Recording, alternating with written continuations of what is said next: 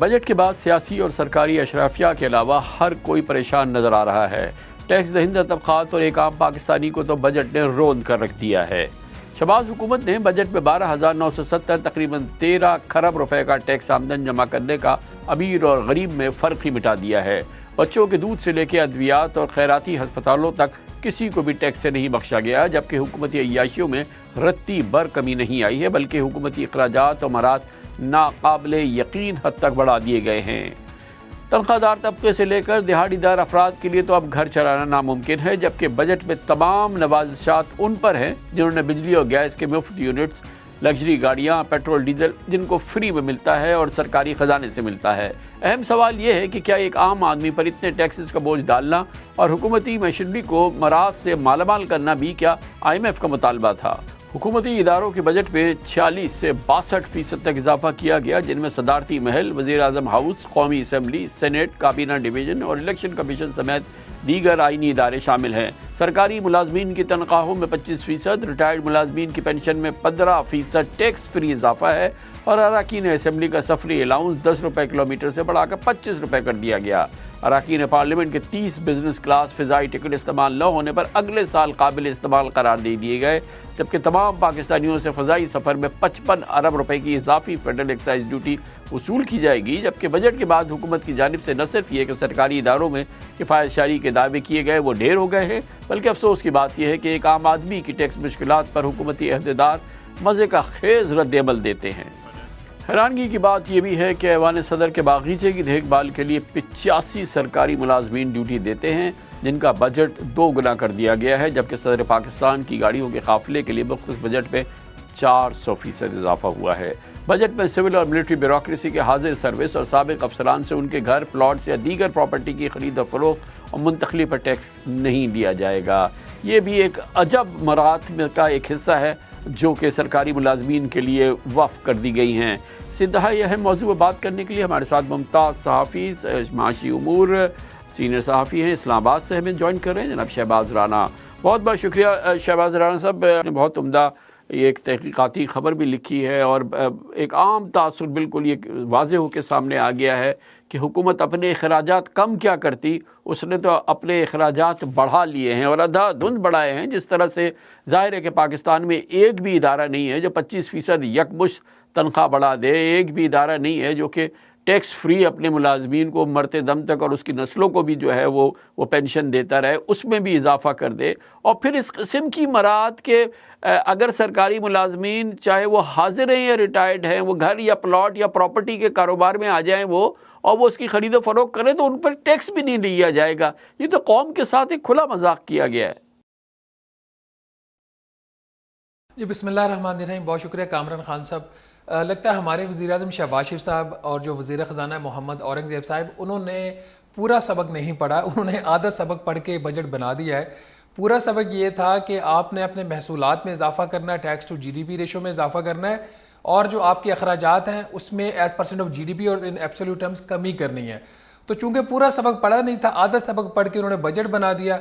सारा जोर जो है कामरान खान साहब वो महसूलात बढ़ाने पे, टैक्स टू GDP रेशो बढ़ाने के ऊपर लगा दिया और जो असल काम था, जो कि लग रहा था कि वेस्टेज ऑफ मनी है, उस तरफ ना सिर्फ इन लोगों ने फोकस नहीं किया बल्कि उसमें जिस हद तक ये कर सकते थे उसमें रिलैक्सेशन उन्होंने की। आप जो फाइनेंस मिनिस्टर की पोस्ट बजट रात जब बजट पास हुआ तो उसके बाद उनकी जो तकरीर थी जिसके आखिर में उन्होंने अनाउंस किया कि जी मैं जो तमाम एम्प्लॉइज़ हैं सेनेट के और कौमी असम्बली के, उनके मुलाजमीन के लिए मैं 3 जो तनख्वाहें हैं वो बोनस में देता हूँ। भाई ये किस मुल्क के वज़ीर ख़ज़ाना की तरफ से अनाउंसमेंट थी और किन एम्प्लॉइज़ के लिए?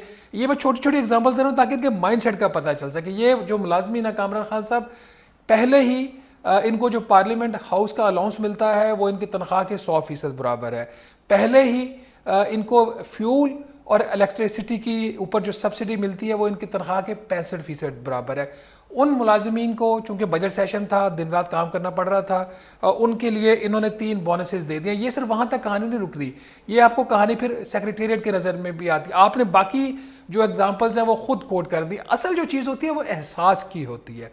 जब आपने अभी क्लिप चलाया फाइनेंस मिनिस्टर साहब का पोस्ट बजट प्रेस कॉन्फ्रेंस में, जहाँ पर ये वो फरमा रहे थे ये कोई बड़ी बात नहीं है, कोई भी वज़ीर ख़जाना क्या ऐसी बात कह सकता है कि जब वो एक टैक्स लगाया जिसका डायरेक्ट जो इम्पैक्ट आ रहा है वो एक पैदा होने वाले बच्चे से लेके एक 80-85 साल का जो बूढ़ा शख्स है उसके ऊपर आता है, कोई भी ऐसा कह सकता है? मैं सिर्फ आपको यूरोप की ये हमें मिसालें देते हैं ना, मुझे कामरान खान सिर्फ मैं आपको यूरोप की एग्जांपल दे दूं, इन्होंने हमारे ऊपर लगाए हैं स्कैंडिनेवियंस के टैक्सेस। मैं आपको यूरोप की अपनी ज़ाती एग्जांपल बता देता हूं। 2008, 2010 और 2012 में 3 दफ़ा मुझे 2-2 साल के वक्फे से जर्मनी जाना पड़ा अपने किसी रिपोर्टिंग के कोर्स के रिलेटेड। तो यकीन मानिए 8, 10 और 12 में जो दूध मैंने खरीदा था उसकी कीमत वही थी 12 में जो 2008 में थी।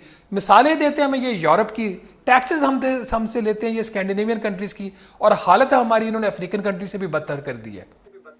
तो ये भी बताएं, ये भी एक अहम बात ये है कि जो माहिरीन है वो इसको चैलेंज कर रहे हैं कि कैसे ये जो 13 ट्रिलियन का टारगेट रखा गया है ये अचीव होगा, क्योंकि अगर इसको कैलकुलेट करें, अभी गुज़िश्ता सेगमेंट में भी हमारी बात हो रही थी कि ये टैक्स टू जीडीपी रेशो अगर इन्हीं नंबर्स पे अगर हम कैलकुलेट करें तो इसका मतलब ये कि हमारा जो आज 9, 9.5 है इससे बढ़ के ये 13% हो जाएगी।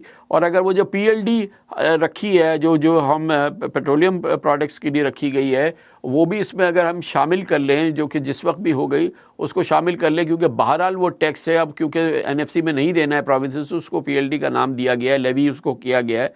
तो ये कोई तकरीबन 14%, 15% के करीब टैक्स टू जीडीपी रेशो पे ले जाने पे खड़े हुए हैं। 9 से इतनी बड़ी जंप जो है टैक्स टू जीडीपी रेशो में 50%, क्या ये किसी सूरत भी मुमकिन है? कामरान खान साहब, आप तो इंडिपेंडेंट एक्सपर्ट्स की बात कर रहे हैं, आप जर्नलिस्ट की बात कर रहे हैं, एनालिस्ट की बात कर रहे हैं। यहाँ पे जो एफबीआर के अपने आला हुकाम हैं वो कॉन्फिडेंट नहीं है कि ये टैक्स जो है ये जो हदफ उनका 12,970 अरब का ये हासिल हो सकेगा। मुझे एक बड़े एक सीनियर बंदे ने कहा, मैं उनका नाम नहीं लूँगा, उन्होंने बात की, उन्होंने कहा कि जी मौजूदा चेयरमैन साहब को ये हटा के उसकी जगह पे 2 चेयरमैन को भी ला के बिठा दें तो ये हदफ हासिल नहीं होगा। अच्छा, अब इसके अंदर जो गैप है, जो मैंने अपनी एक पोस्ट बजट प्रेस कॉन्फ्रेंस में जब सवाल भी किया था वज़ीर ख़ज़ाना साहब को, तो गालिबन उनको नागवार गुजरा। इन्होंने जो हमें खुद ऑफिशियल एस्टीमेट्स दिए हैं कि जो नए टैक्सेस लगाए थे 12 जून को वो तकरीबन 1500 अरब रुपए के थे, और जो एक नॉमिनल ग्रोथ होती है इकॉनमी के अंदर महंगाई की वजह से तकरीबन 1500 अरब रुपया उसका था। तो जो इजाफी रेवेन्यू इकट्ठा करना था वो कोई तकरीबन 3600-3700 अरब रुपए का इकट्ठा करना था। वो उसमें जो गैप था वो गैप एक बहुत बड़ा सवाल था। उसके अंदर जो कि मेरा सवाल मिनी बजट का था वो तो उन्होंने वज़ीर ख़ज़ाना ने पोस्ट बजट प्रेस कॉन्फ्रेंस में उसका जवाब नहीं दिया, लेकिन 28 जून को जब बजट पार्लियामेंट से पास हुआ तो उसमें 200 अरब रुपए से ज़ायद के इजाफी टैक्सेस लग चुके हैं। तो वो फिर भी इसके बाद भी कुछ 400 से 500 अरब रुपए का apparently on the face of it एक गैप रहता है, जिसको आज तक जो है ना वज़ीर ख़ज़ाना साहब ने जस्टिफाई किया है ना एफबीआर ने जस्टिफाई किया है। और प्रॉबली गुमान यही है कि वन ऑफ द रीजंस कि आपका जो आईएमएफ का प्रोग्राम अभी फाइनलाइज नहीं हो पा रहा, स्टाफ लेवल एग्रीमेंट, ये जो नंबर्स हैं ये मैच नहीं कर रहे हुकूमत के। तो जब तक नंबर्स मैच नहीं करेंगे और जब तक ये अखराजात में इनको जो ज़रूरी है कटौती करनी है ये नहीं करेंगे, इस तरह के इनके मामला एक और चीज़ जो बड़ी इंपॉर्टेंट है, बेरहमाना बजट है। किस तरह से जो प्रेसिडेंट हाउस के खर्चे बढ़ाए गए हैं, जहाँ पे मतलब 100 के करीब लोग तो सिर्फ उनके लॉन को मेंट कर रहे हैं, जहाँ पर अंधाधुंध उनके डिस्क्रेशनरी फंड्स हैं उसमें इजाफा कर दिया गया है, प्राइम मिनिस्टर के कर दिया गया है। वहाँ दूसरी जानिब वो बेचारे हमारे पाकिस्तानी जो कि हमारी लाइफ लाइन, हमारे रेमिटेंसेस को भेजते हैं, गरीब मजदूर बेचारे यहाँ से बाहर जाते हैं, उनके ट्रेवल को टैक्स कर दिया गया, गोया कि हमने रेमिटेंस को भी टैक्स कर दिया है। जी बिल्कुल, आप सही कह रहे हैं, इनडायरेक्टली रेमिटेंस को भी टैक्स कर दिया गया। कामरान खान साहब देखिए, ना सिर्फ ये कि जो आपने टैक्सेस की बात की है, अब इकॉनमी क्लास के ऊपर जो फेडरल एक्साइज ड्यूटी है जो पहले 5,000 रुपया थी वो 12,250 रुपये इन्होंने, या 12,500 रुपये फी टिकट सिर्फ इकॉनमी क्लास से किया, जिसे 52 से 55 अरब रुपया सिर्फ इकॉनमी क्लास से इजाफी आएगा। जो बिजनेस क्लास का रेट है एक टिकट के बराबर एफईडी कर दिया गया 3.5 लाख रुपए का। देखिए ये जो चीज़ें होती है ना, एक्साइज ड्यूटी आप किस चीज़ के ऊपर लगाते हो, जहाँ पे आपके सेल्स टैक्स आप नहीं कलेक्ट कर पाते या किसी चीज़ को आप डिस्करेज करना चाहते हो, जैसे कि आपकी सिगरेट्स है, सिगरेट्स के ऊपर आप एक्साइज ड्यूटी लगाते हो। इन्होंने जो गाड़ियों के मोबाइल है उसके ऊपर एक्साइज ड्यूटी, जो प्लॉट्स की और घरों की खरीदो फरोख्त है उसके ऊपर एक्साइज ड्यूटी, इन्होंने एयर टिकट्स के ऊपर एक्साइज ड्यूटी। मतलब इनको समझ नहीं आ रही, इनको कानून पढ़ना नहीं आता, इनको कॉन्सेप्ट्स नहीं पता टैक्सेशन के क्या है, ये किस किस्म से इन इंस्ट्रूमेंट्स को ये अप्लाई कर रहे हैं। और एक और चीज़ कामरान खान साहब, नए इदारे बनाए जा रहे हैं। ये कैसी हुकूमत है, ये कैसा इस्लाहाती बजट है जहाँ पे नए इदारे बन रहे हैं, नए विंग्स बन रहे हैं। जो बजट पास हुआ है उसके अंदर एक एफबीआर के अंदर एक इन्वेस्टिगेशन विंग बन रहा है। वो इन्वेस्टिगेशन जो विंग होगा वो फ्रॉड को जो है उसको पकड़ेगा। अब सवाल यहाँ पे पैदा ये होता है कि एफबीआर के अंदर 2 इदारे और इसी काम के लिए, एक इनलैंड रेवेन्यू का जो इन्वेस्टिगेशन एंड इंटेलिजेंस विंग है और एक कस्टम्स का इन्वेस्टिगेशन एंड इंटेलिजेंस विंग है। जब वो विंग्स काम कर रहे थे तो ये क्यों बनाए? तो अगर ये बनाया तो उनको क्यों नहीं बंद किया गया? यही सूरत हाल है एसआईएफसी की। जब एसआईएफसी बनाई आपने तो इसका मतलब ये था कि बोर्ड ऑफ इन्वेस्टमेंट जो है वो अपना काम करने में नाकाम हो गया। तो फिर आपने बोर्ड ऑफ इन्वेस्टमेंट को क्यों नहीं बंद किया? आपने एसआईएफसी को सिर्फ क्यों नहीं रखा? तो हुकूमत को वाकई लगता है कि समझ नहीं आ रही, लगता है कि इन्होंने पूरा सबक नहीं पढ़ा या इनको बताने वाला कोई है तो उसकी सुन नहीं रहे। बहुत बहुत शुक्रिया शहबाज राना हमारे साथ मौजूद है। कमर्शियल ब्रेक, उसके बाद जिक्र करते हैं पाकिस्तान की आला अदलिया, जहाँ पर एक तलातुम सा मचा हुआ है। इस्लामाबाद हाई कोर्ट के 2 जजेस सुप्रीम कोर्ट ऑफ पाकिस्तान के एक नए जज साहब पर इल्ज़ामात की बौछार हमने देखी है। अचानक सोशल मीडिया में उनके खिलाफ एक बड़ी कैंपेन शुरू हुई है। आज इस्लामाबाद हाई कोर्ट की फुल कोर्ट ने इसका नोटिस भी लिया है और यही मामला ऐसा लगता है कि अब सुप्रीम जुडिशल काउंसिल में भी पहुंच रहे हैं। हर तरफ इस मामले में ये सूरत हाल काफ़ी हसास नज़र आती है। इसकी बात करते हैं छोटे से वक्फे के बाद।